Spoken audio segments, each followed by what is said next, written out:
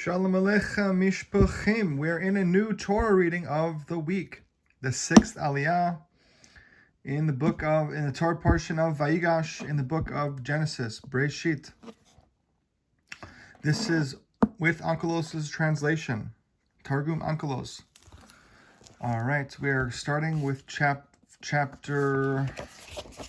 Hold on. Chapter 46. Verse 28 through chapter 47, verse 10. The Targum is on top, the translation is on top, and the commentary is on the bottom. There's commentary on the bottom, so let us begin. Verse 28. He sent Judah ahead of him to Joseph to clear Goshen before him, so they came into the land of Goshen. All right, verse 28. Clear. The biblical Hebrew, lechorot. The Hebrew means teach or instruct, implying that Judah would precede the family, discover the directions to Goshen, and then instruct the family how to travel. Onkelos replaces the verb with clear, which Rashi understands as clear a place for him and show him how to settle there. Rashi also has an agadic interpretation based on the biblical lehorot. Jacob sent Judah to establish a house of study for the family, from which learning, hora'ah, instruction, would spread. All right, verse 29. Targum Onkelos' translation.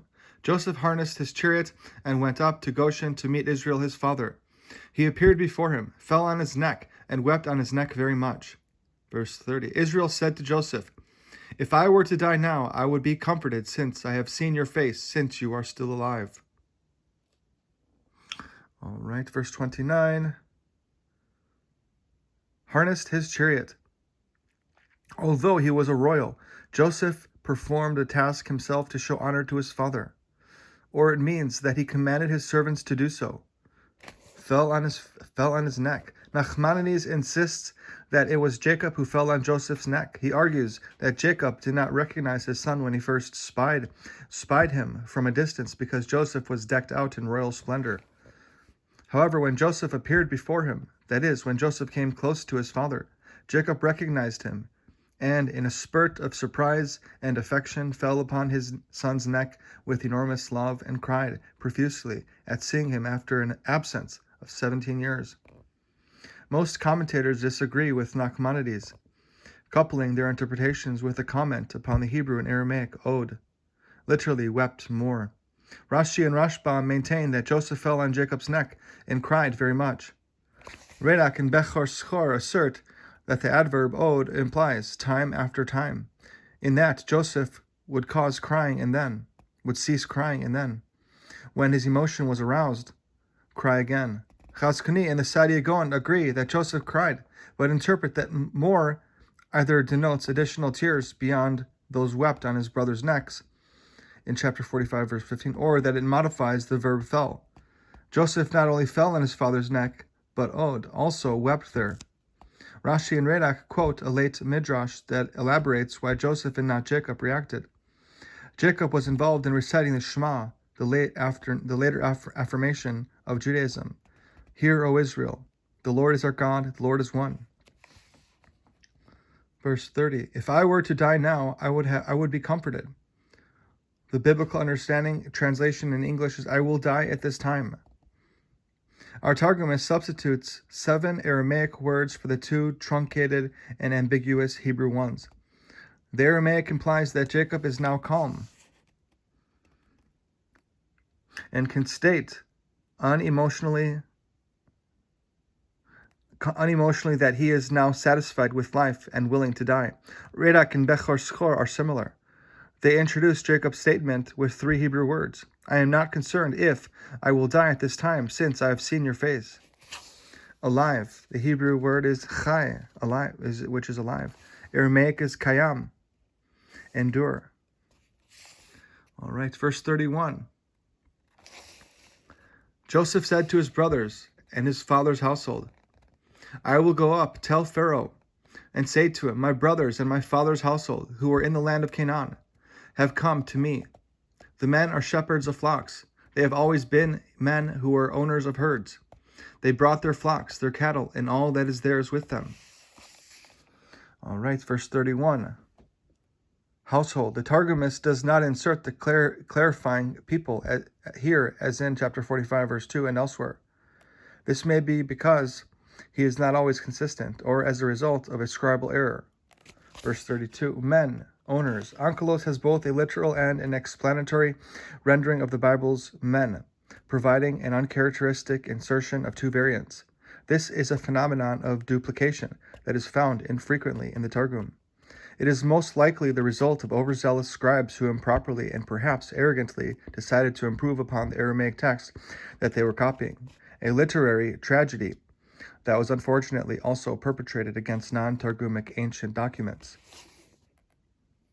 All right, verse 33. Onkelos' translation.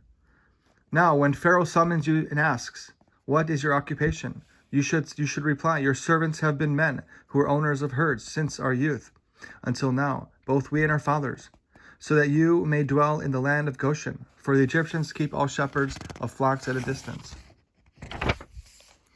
All right, verse 34. Owners of herds. Chazkuni introduces a new element into the drama. Joseph emphasized that his brothers were shepherds out of concern that his brothers might otherwise be appointed princes in Pharaoh's palace, and, once they had power, might be prompted by the same jealousy that moved them to sell him into Egyptian slavery and conspire to have him removed from his position. Egyptians. The biblical translation is Egypt. Distance. The Bible has it, for every shepherd of flocks is an abomination to Egypt. The Targum generally treats scripture's to'eva as abomination with a form of the word rochak, distance, as repeated in Deuteronomy. The Targum also uses rochak as a replacement for similar terms such as nida, period of menstruation, as in Leviticus chapter 20, verse 21. Pigul, which is abomination or unfit sacrifice. Ga'ala, polluted, as in Leviticus chapter 26, verse 43, and aral, which is uncircumcised, as in Leviticus chapter 19, verse 23. Since rochak is a generally used device to avoid using what the Targumists considered a disagreeable term, it would be incorrect to suppose, as some commentators do, that our Targumists deviated here only to soften the description of the Egyptians' contempt for the Israelite shepherds. To remove the notion that they were a disgusting abomination, Rashbam explains that the Egyptians despised anyone who ate or sacrificed flocks because they despised these animals, referring to chapter 43, verse 32, and Exodus chapter 8, verse 22. Rashi, who was Rashbam's grandfather, Chazkuni and Bechor Schor, contend just the opposite. They worshipped the flocks and were revolted by anyone who ate their god. Ibn Ezra has another view. The Egyptians were revolted because they were vegetarians. And now I will read some highlights to this chapter that we just finished. What is the value of studying Targum Onkelos? Some suggestions. 1. It is one of the earliest translations of the Bible and allows us to understand the Bible as it was understood some 1,600 years ago. 2. It is the authoritative translation approved in the Talmud, and whose weekly study was mandated by the rabbis. 3. Since many Bible commentators were thoroughly familiar with Onkelos, it is interesting to compare their understanding of the biblical words and verses with that of the Targumist, whom they respected and with whom they sometimes differed. 4. Some Bible scholars, in an effort to compare variant readings of the Bible text, study Onkelos to determine what wording the Targumist had in his Torah manuscript. All right, new chapter 47, verse 1. Joseph came and told Pharaoh, saying, my father, brothers, their flocks and herds, and all that is theirs, have come from the land of Canaan, and behold, they are in the land of Goshen. Verse 2. From a few of his brothers, he led 5 men and presented them to Pharaoh. Verse 3. Pharaoh said to his brothers, what is your occupation? They said to Pharaoh, your servants are shepherds, both we and our fathers. Verse 2. From a few. Bible has it, mikze, Onkelos treats the word as though it were miktzat, from a few, meaning that Joseph randomly selected some of his brothers to present to Pharaoh. Rashi, based on Genesis Rabbah, however, takes the word literally from the word katse, which is end, and translates it as from the least, from the weakest, and identifies them as Reuben, Simeon, Levi, Issachar, and Benjamin. Joseph, Rashi contends, feared that if Pharaoh were to see that his brothers were powerful men, he would conscript them into military service. The Babylonian Talmud, Bava Kama, translates the same way, but names different, weaker brothers. Sforno also defines miktzeh as weakest, but perceives that Joseph's plan was to present the less intelligent and less powerful brothers to Pharaoh, to prompt him to think that they were only suitable as shepherds, but not statesmen or warriors. Led, the biblical has this as took. This is a characteristic Targumic verb used for animate items. All right. Verse 4. And they said to Pharaoh, we have come to dwell in the land because there is no pasture for your servants' flocks, because the famine is severe in the land of Canaan. Now let your servants dwell now in the land of Goshen. Verse 5. Pharaoh spoke to Joseph, saying, your father and brothers have come to you. All right, verse 4.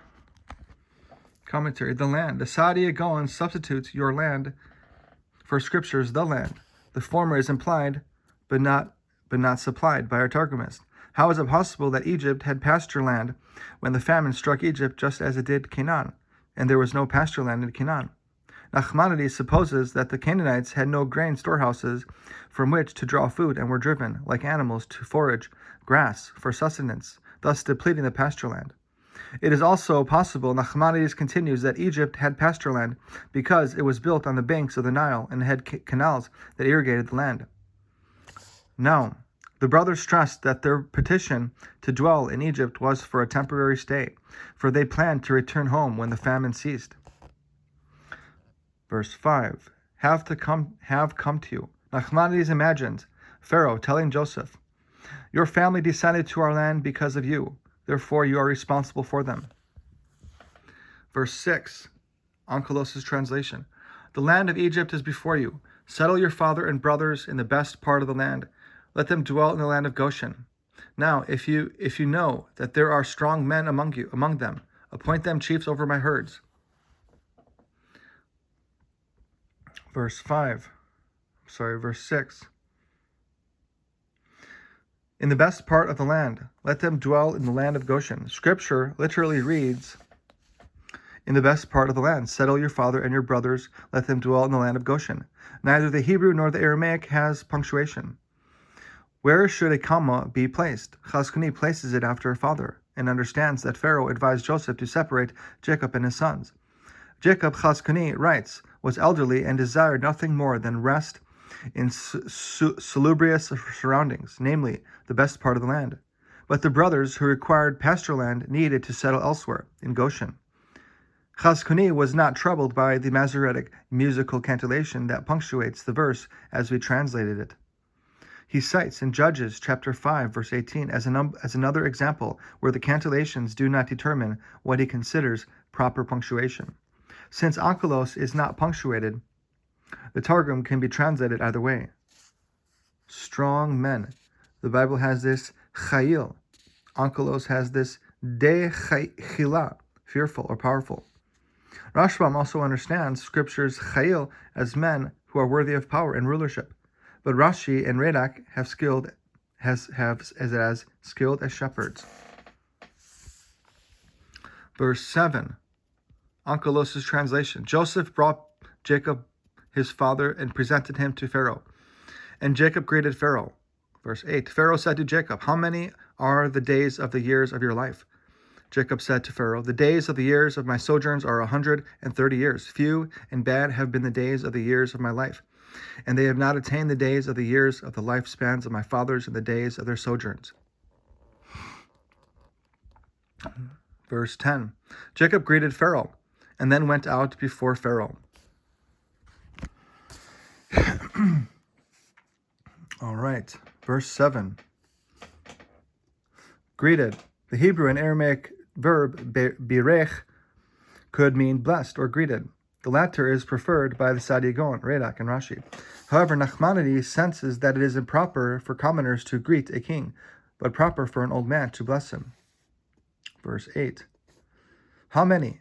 Nachmanides in verse 9, Sforno and Chazkani speculate that Jacob's elderly appearance prompted Pharaoh's impolite question. Few and bad. Verse 9. Radak expounds bad as years of pain and difficulty, and few as Jacob's feeling that he was so weak that he wasn't going to live much longer. Verse 10. Greeted. Some of the Saadia Gaon's texts have blessed, but others have greeted, as in verse 7. Our Targumist retains the Hebrew word. Rashi has blessed, as in this verse, visualizing Jacob blessing Pharaoh, as is customary on departing from royalty, and praying that the Nile River should rise with sufficient water to supply springs to irrigate the land. And that is Targum's translation for Parsha Vayigash, the fifth aliyah. No, the sixth aliyah. Yeah. All right, let us read.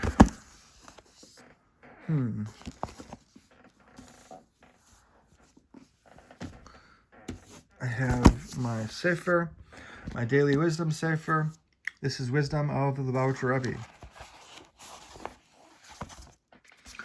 All right, what I just read was chapter 46, verse 28, through chapter 47, verse 10. The Parshas Vayigash, book of Genesis, Bereshis.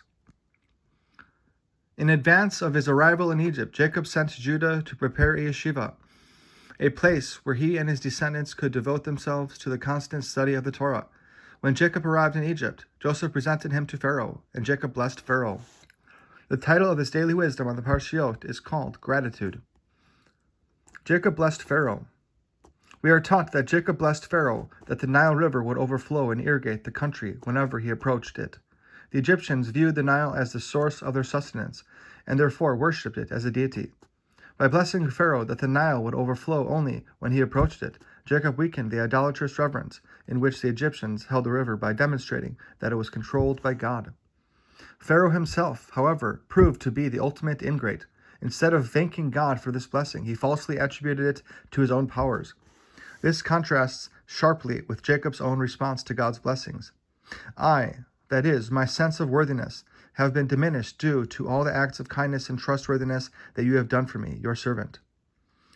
By learning from Jacob's example of humility, honesty, and gratitude, rather than from Pharaoh's example of arrogance, vanity, and ingratitude, we will receive, as did Jacob, God's supernatural assistance in all that we do. And that is the reading with Targum Onkelos on the Torah. And this is the reading of the Daily Wisdom on the Parsha, on the Torah. Wisdom of the Lubavitcher Rebbe. Have a wonderful day, Boker Tov, and Shabbat Shalom.